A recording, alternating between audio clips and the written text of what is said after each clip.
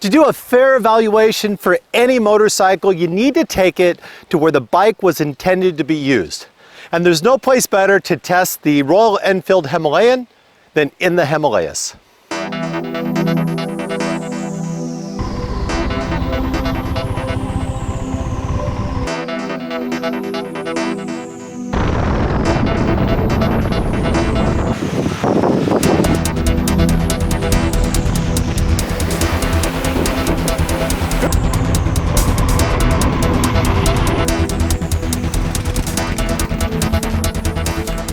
We start off with some of the performance specs because with the Himalayan, almost nobody ever talks about the performance. So let's start with the 0 to 60. Yes. And from 60 to 0, eventually. Even the suspension is cutting edge. The rear has preload and the front has oil.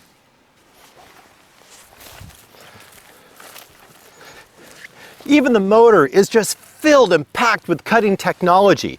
It uses an internal combustion, burning gasoline and turning it into massive amounts of horsepower. In fact, this one has a whopping 24 horsepower and 23 foot-pounds of torque, a little bit of change on top of both of those. For this massive air-cooled 411cc engine, it can make almost 80 miles an hour. That does almost the speed limit in every state in the United States. Let's get real.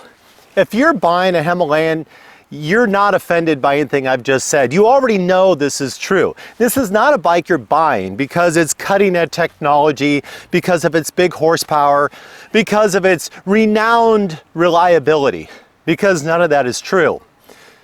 But it does have some character to itself. And there's a couple things that's interesting about the Himalayan, because I've spent now 40 days in Nepal riding this, and these are some of the most brutal roads you can spend time on. We've done large bridges, deep water crossings, rocky roads, mud. The one thing we did very little of was pavement. And that's where this bike really stands out. Our average speeds here are somewhere between 20 and 35 miles an hour. At those speeds, this thing's like a mule. It crawls up the hills, clutch out, and never complains. The suspension isn't high tech. It bounces around often more like a pogo stick than it does a bike with suspension. But at those speeds, it's just not that big of a deal. And you might look at the engine and go, well, I just want a bike that's simple, easy to work on, something I can fix myself. And if you ride a Royal Enfield, you're going to have the opportunity to do that. And you can fix this on the road. So some will say it harkens back to a simpler time. Others will ask or wonder or be confirmed why they don't build them like they used to. So this is a bike that's all about character. It's about something that you just want to be different.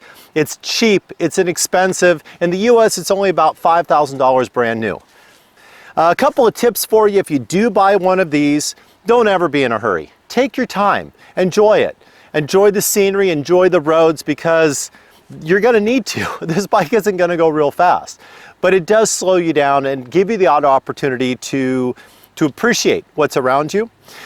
I am not a huge fan of using compression braking for slowing a motorcycle. I think the brakes are designed to do that. They do a better job of that. This is one of those exceptions. We had 10 motorcycles, 40 days, all over Nepal, and we had multiple failures of the rear brakes where they overheated, faded, and went away. And we did find it was necessary to compression brake this motorcycle so that we didn't have that brake fade. Luckily, all but one, all we had to do was wait for a while, everything cooled off, and the brakes started working again. As far as reliability goes, the bikes range between 10,000 kilometers and 16,000 kilometers. These are all around 2019. Nothing has been able to be imported into Nepal since COVID started. So this is the newest bike available in Nepal. And our reliability, other than the normal flats and things that came along the trip, is we had 2 stators, 1 broken frame, 1 blown engine, 1 filled rear master cylinder. Obviously speedometer's not working, is kind of par for the course. Other than that, they were all fixed on the road, and things went well from there. It is kind of a nice bike. The seat's pretty comfortable. The seating posture is pretty decent. We're able to rotate the handlebars just slightly, and it became very comfortable in that regard. The clutch is cable. We were able to adjust it to have good clutch control for feathering through mud and gravel and other things like that.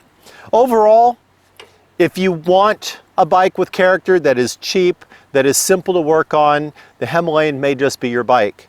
If you're looking for something to go fast with modern suspension that you can brag about to your buddies, I'll just keep looking elsewhere.